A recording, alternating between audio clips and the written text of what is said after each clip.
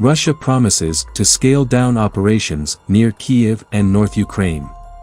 Russia promised on Tuesday to scale down military operations around Kyiv and northern Ukraine as a confidence-building step, in the most tangible sign yet of progress towards negotiating an end to the war. During talks at a palace in Istanbul, Ukraine for its part proposed adopting neutral status in the most detailed formula yet for a potential settlement to the 5-week conflict.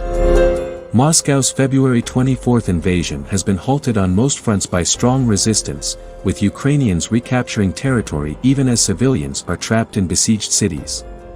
In order to increase mutual trust and create the necessary conditions for further negotiations and achieving the ultimate goal of agreeing and signing an agreement, a decision was made to radically, by a large margin, reduce military activity in the Kyiv and Chernihiv directions, Russian Deputy Defense Minister Alexander Fomin told reporters.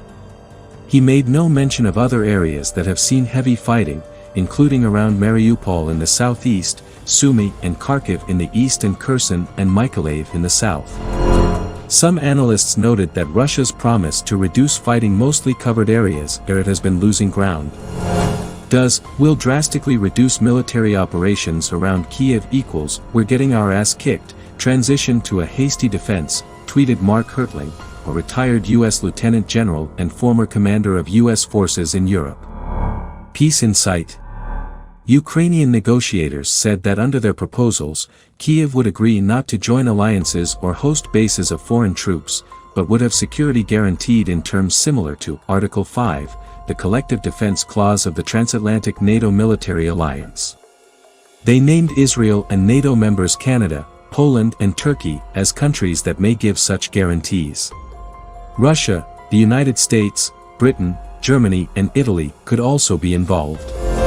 The proposals mentioned a 15-year consultation period on the status of Russian-annexed Crimea, and could come into force only in the event of a complete ceasefire, the negotiators said.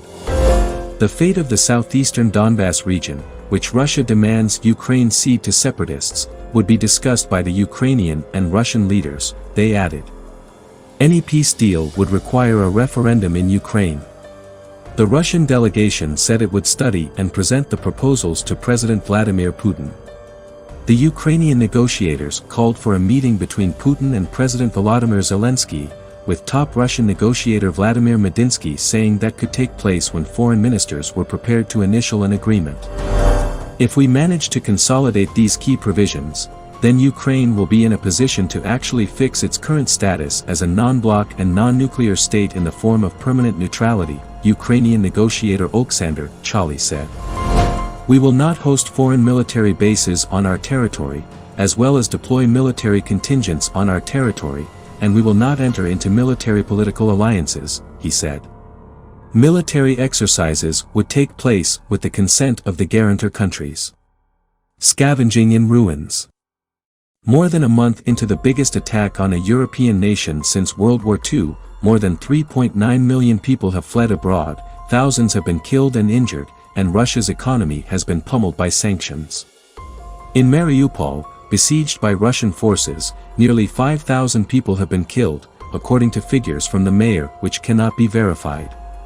In parts now held by Russian troops, the few visible residents appeared ghost-like among charred and bombed apartment blocks. One little girl in a pink puffy coat and yellow knitted hat was playing with a stick in the ruins as explosions crackled in the distance. Two youths scavenged through rubble with a wheelbarrow. We are 8 people. We have 2 buckets of potatoes, 1 bucket of onions, said Irina, an engineer, in her apartment where windows had been blasted out. Her group boiled soup on a makeshift stove in the stairwell. An older man named Gennady left his wrecked building, hunched over with his belongings wrapped in a bedsheet on his back. It is very scary to be left with nothing, he said. Elsewhere, however, Ukrainian forces have made advances, recapturing territory from Russian troops on the outskirts of Kyiv, in the northeast, and in the south. One recaptured area on a road towards the village of Ruzinev was littered with burnt-out tanks and bits of Russian uniforms. Surrounding houses were destroyed.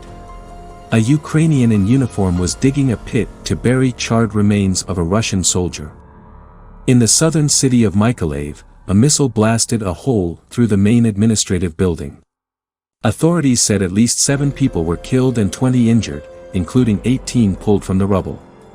Russia's defense minister Sergei Shoigu said Russia had largely completed the first phase of its assault, had degraded Ukraine's military capabilities, and would now focus on areas claimed by separatists in the southeast.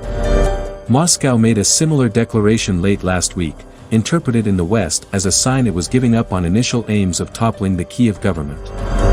Russia calls its mission a special operation to disarm and denazify Ukraine. The West says it launched an unprovoked invasion. Russian billionaire Roman Abramovich was at the venue of the negotiations.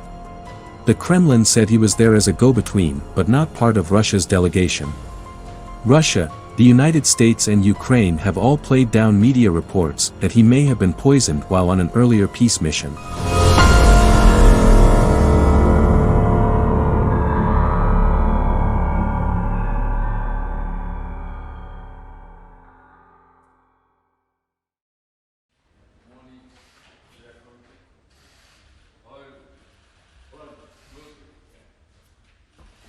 The negotiating process, which you have been carrying out under the orders of your leaders, has raised hopes for peace and excited the whole world. In that framework, we support the talks with all our hearts. Achieving a ceasefire and peace as soon as possible is to the benefit of everyone. We think we have now entered a period where concrete results need to be obtained from talks.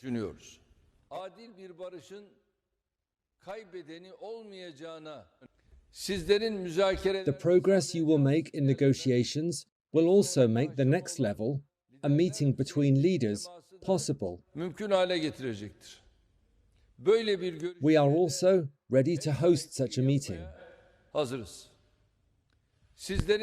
Even your coming together like this, here, is a reason for hope in the world and your countries.